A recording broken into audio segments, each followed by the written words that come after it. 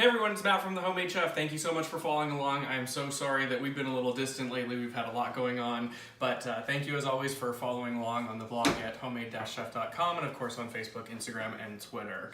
You know, it's Saturday night and Andrew and I have been really busy lately and we're gonna have a date night. And I thought, what a better thing to make than one of the very first original recipes I created, which is my roasted tomato and basil pasta. This is so succulent and so delicious with the most simple ingredients. Let me show you how to make it.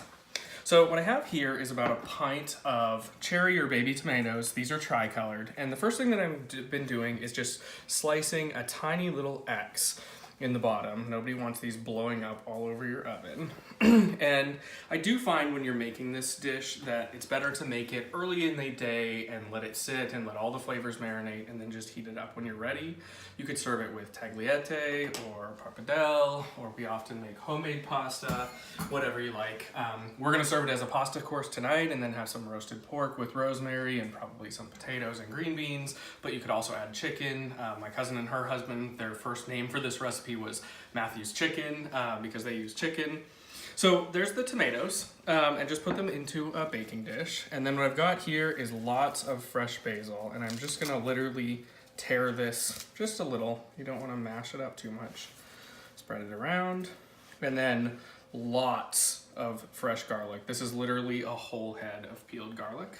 And then what I'm gonna do is add about a tablespoon, maybe a little bit more of just granulated sugar, just to take the tartness out. Some salt, give it lots of great flavor, and some cracked pepper.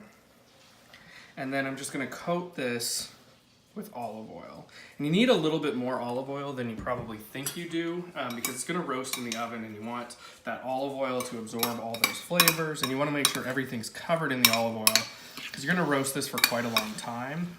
And all these tomatoes are gonna pop, and because they have that slit in them, they're not gonna make a mess of your oven, and they're gonna just sweeten up, and all that garlic and basil is gonna infuse into the pasta.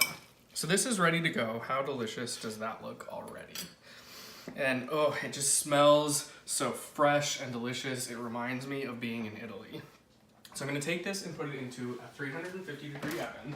And I'm gonna let it roast for 45 minutes to an hour until all those tomatoes are softened and the garlic is roasted and it's really fragrant and the house smells excellent.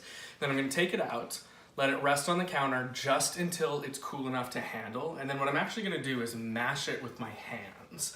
And it's really fun. If you've got kids, I'm sure they'll love doing it. Just make sure they don't squirt tomato juice all over your kitchen. But it's gonna give it this really rustic flavor. And then put it into a pot, reduce it down a little bit, toss it with some fresh pasta, top it with cheese. You're gonna absolutely love it. I hope you enjoy this recipe as much as we have. I've been making this for years. Bon appetit.